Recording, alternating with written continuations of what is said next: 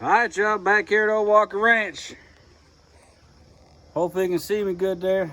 I ain't an expert at this camera and this YouTube thing, but today we're gonna show a little video on preventative maintenance on the Heatmor and things that you should know.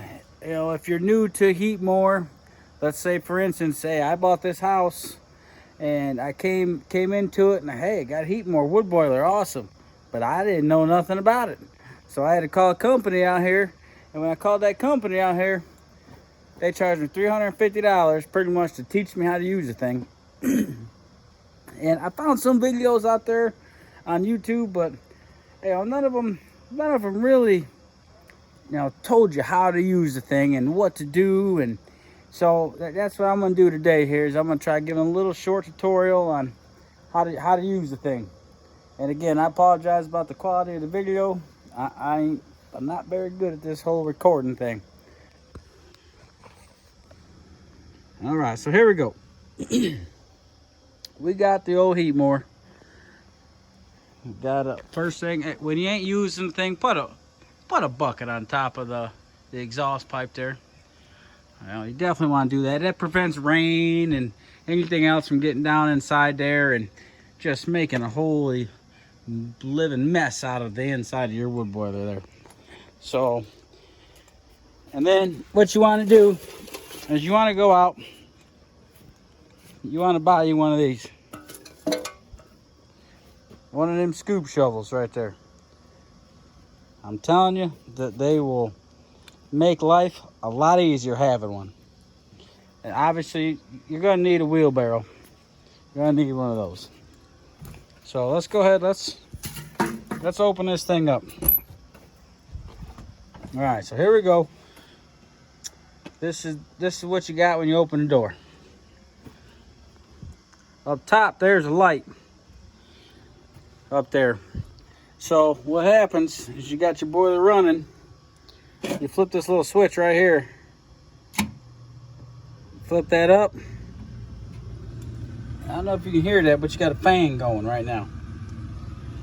That fan is putting oxygen inside of the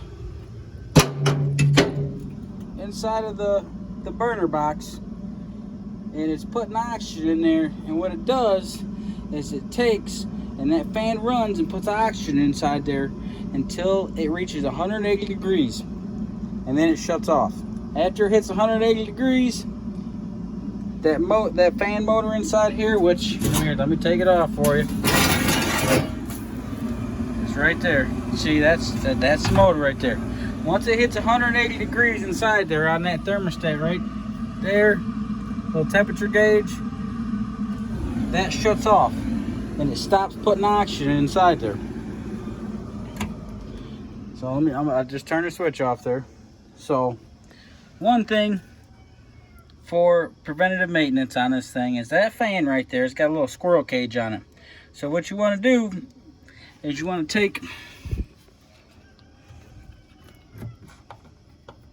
take these little nuts out there.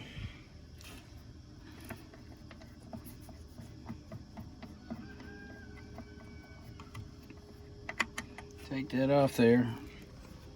Okay. And pop that off right there.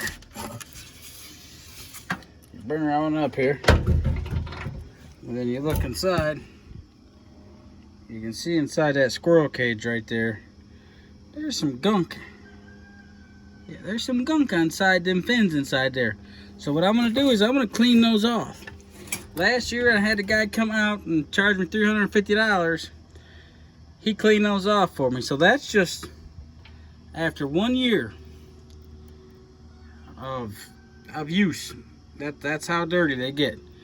And if you do not take and clean those off, this thing is going to run and run and run and run and run and run, and it's not going to be working as efficient as it should be. Oh, and I'll clean all that mess off top there, right there. So let me go ahead. I'm going to set this back down inside here. Okay. So that there inside of here, That's the burner box. Now you take, and when them ashes get up, you know, about yay high, right there, you want to take and you want to clean the thing out. You want to clean it out. And they got an auger attachment on the back side there to be able to take it out with the auger. But like I said, first thing you want to do is get a scoop shovel. It makes it a lot easier with that scoop shovel than using the auger attachment that I'm going to show you guys how to use. It's just my opinion. I mean, it might not be right. You might get a professional installer of these Heatmors tell you that's wrong, don't do it. But I did it last year with the scoop shovel, and it worked a lot better than when I was sitting out back in the freezing cold trying to auger the ashes out. So we got that there. Up top here, we've got this little add water thing on these Heatmors. You really, the engineer who designed that, he kind of failed on that, because there's no stickers or nothing on here that tells you where it needs to be. So what you got up top here is you can see it right there, because I drained my boiler, so you can see this is completely flat. So what you got is it's like an inner tube that holds water. Okay, the inner tube that holds water, you want to be able to reach up in there, and you want to be able to feel water inside that thing. You know, you want to be able to squeeze it, and you can actually feel the water. Well, nobody taught me anything about it, so that guy who came out and he taught me, he did a good job teaching me. So, and then let's see, so that's the front. So another thing here is you've got that light bulb right there. Okay, the light bulb comes on when you've got this thing turned off. Now right now I've got the light bulb unscrewed a little bit, so it ain't gonna, well, here, I'll show you.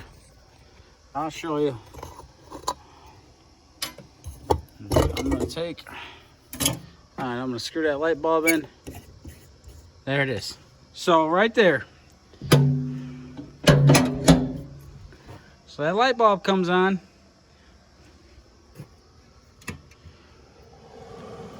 So the light bulb comes on, letting you know, hey, you forgot to turn the power back on to your wood boiler.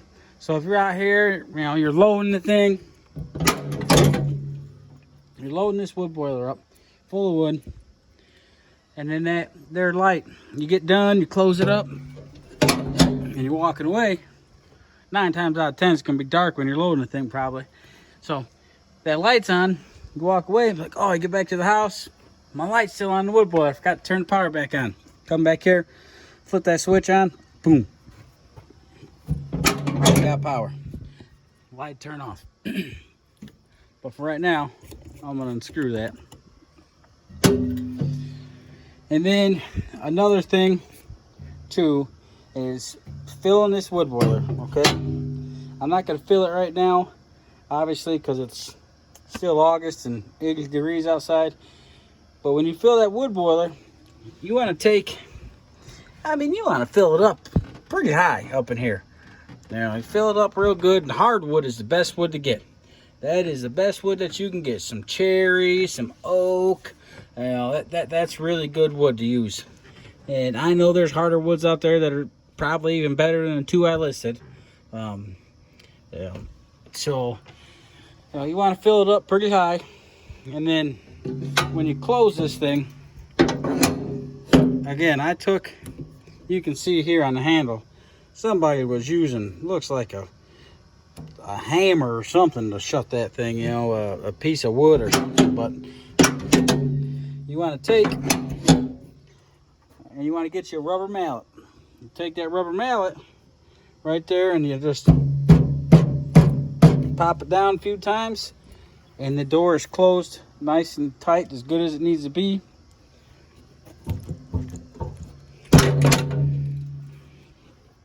So you got a seal too. You got a seal right here. You got a seal all the way along down here. And so what that seal is, it's underneath this this, it's not silicone, like tar. It's a tar type deal sealant. Underneath that, it's like a rope, a nylon rope type deal stuff in there. And if you don't clean this thing off, and you just let the gunk build up, well, what'll happen is you'll tear it. It'll wind up tearing this off, and then your seal will go bad. So it's good to have a little scraper like that every winter. Have it, just throw it right on the shelf right there. And then when you get done loading your wood boiler up, you take and come in here and you just scrape it all the way around, because that seal goes all the way down and around. Come up here, take it, rubber mallet, good to go. Okay, so got that there. This here is a water shutoff to your water jacket up there, and the water jacket is that rubber boot right there. You want that open. Only time you want that closed, you close it down, is when you come up and you add water to the thing.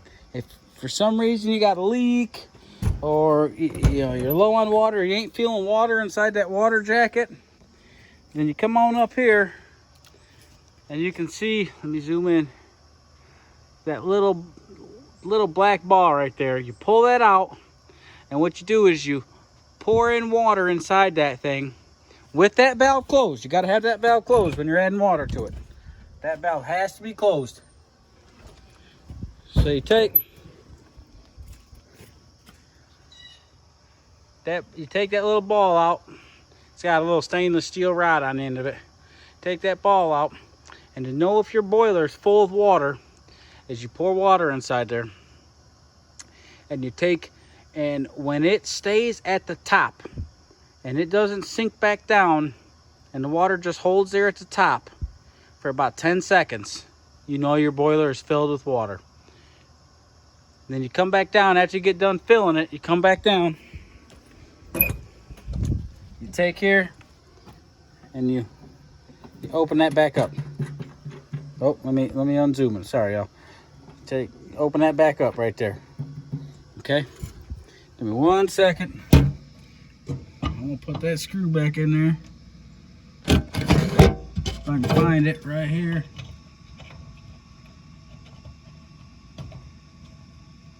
Okay, there we go. All right, sorry about that. All right, close that door.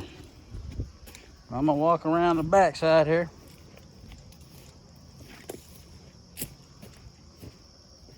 And then your smokestack right there, you want that to be higher than your roof line on your house, because underneath your house you got some vented soffits right there, and if that ain't high enough, what's going to happen is in the winter time is that smoke, if the wind's blowing the right way, it's going to go right in. It's going to go into your soffits. Well, that was kind of my situation I had last winter, as I caught the wind blowing the right way, and the smoke was blowing right to my house and right in my soffits. Couldn't open the doors because it would just bring all this smoke into the house. So I took and I bought some cheap single wall pipe from my local hardware store and threw it on there. It's not the double wall stuff that they say you need for it, but it works. And I raised it above my roof line of my house. So now come back here and you got an auger right there. That auger is made for cleaning out, as remember I had said in the video, you can use that auger to clean out your burner box there. Well, you take these little nuts off here.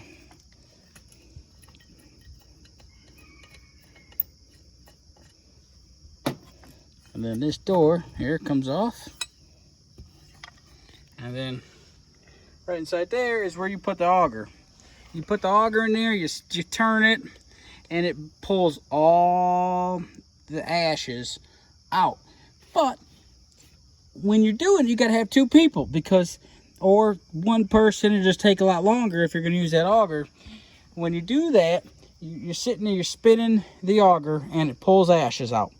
Well, then you got to go into the front of the cabinet there, and you got to move the ashes around so they fall down in the grate that's in there, because they don't fall down in the grate as easy as you would think.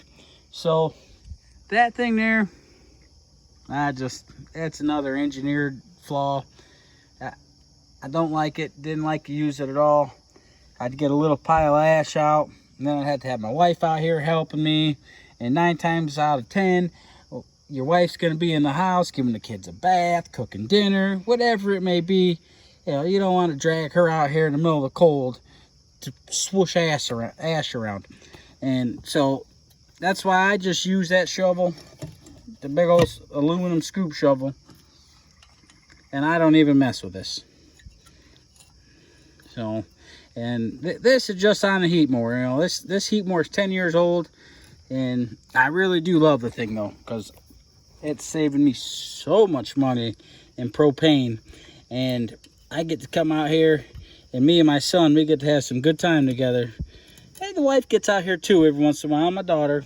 But mainly, like today, it was me and my son, and we get to split wood, cut wood, split wood, and just have some good male bonding time. Oh, that's the auger I told you I was going to get to. So then here, you got in the back here, this is your main power here. Your main power coming from inside the house goes to this switch. You have to have this switch turned on. You turn that switch on, and then you got power to everything. Okay. So then you come up to here, and this is water temperature control range. So that there, if you can see, 180 degrees. So that's what controls that fan there.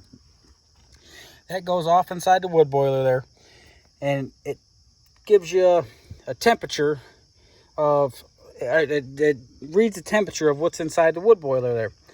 And like I said, once it gets to 180 degrees, it shuts that fan off in the front, stopping any oxygen coming in. And then if for some reason this thing were to fail, which it's a mechanical piece of equipment, every mechanical piece of equipment sometimes fails. So if that were to fail, you've got right there, high water temperature safety shutoff. So if it gets over to 200 degrees, it shuts the whole boiler down. It shuts everything down, depletes the oxygen going in, and that's so that's what that is. Okay, then you got your pumps here, your supply line, your return line. You leave that open, which, yeah, mine's open right now. So you leave it open. You have that open right here. Your supply line, it's open. Okay, and that's allowing it to pull the water from the house, you know, into your heat exchanger that you got in there, and put it back in through. So it's that's what those are, you know, those valves there. You want them open when you're running the boiler. If you close them, you're going to burn up a pump. You know, something's going to happen. You're going to overheat something bad's going to happen. So then right here, this little rectangle box you got here, that is a cover for your clean out for your exhaust pipe. So right here, 3/4 inch wrench. Loosen them up, and you don't want to tighten them up really hard, because this thing's got a gasket on it as well, and you don't want to destroy that gasket. And I even scribed in there top, because like I said, there's a gasket on the back of that thing, and you don't want to go putting the thing on upside down, and then your gasket is having to reseal, and you know, just put it on the same way every time. Good to go. Okay, so what you got here, try getting this light shine in there. So that hole way up there in the front is where the smoke comes up, and then it travels back this way and goes up inside there. and comes out there. Okay, well this thing here, it gets filled up with ash and soot and everything else that you can think of. Leaves fall in there. So every year you want to take, and the wood boilers, they all supposed to come with this thing. Let me put my light back on my head here. Okay, we've got this little scraper thing here. Okay, take that scraper and you take and you stick it off inside there. And remember that hole in the front I was telling you about? That hole in the front goes straight into your burner box in the front. So you take that and you push that thing up there, and it pushes all the ash and whatever else is in here right into that burner box. And then, like I said, you get that shovel, the scoop shovel, and you can scoop it all out. So that's pretty much it with the old Heatmor wood boiler. They are awesome. They really are. You know, I love this thing. It saves me so much money compared to using propane. You know, when you live out in the country, that's what you're limited to, is either wood or propane, and a little bit of work and some good bonding time with your kids or friends, whoever you got to come out and help you. That's, you know, that's what you got in there. Can't really think of anything else. You know, if you got any questions, leave them down in the comments down there, and I'll get to you as soon as I can. But that's the Heatmor wood boiler right there. You know, it goes through some wood. If I had to guess, I'd say probably maybe 14, 15 face cords of wood I went through last year. We're gonna track it down this year, and we're gonna really know exactly what we're using. But I figured I'd make a video of it, and that way y'all know, kind of get an idea of the old wood boiler here, the old Heatmor. Again, that's the grate right there that all the ash they say fall down and use the auger. It don't work very good. Great idea, but didn't work very good. What we got here? We've got another thing here is you got these water lines right here. Okay, they run in there. Well, you gotta imagine, after opening the thing and closing it so many times, and those lines just flexing and flexing and flexing, they get weak and they break. So it's good to have you some extra hose on hand, and then to be able to, if a line breaks, you're covered. And then another good thing to have is a good old poker for moving that wood around in there. And you can just make, this is just old threaded rod. You can use whatever you like. But yep, that's it. Like I said, y'all got any questions, leave it down in the comments. We'll holler at you guys. God bless you.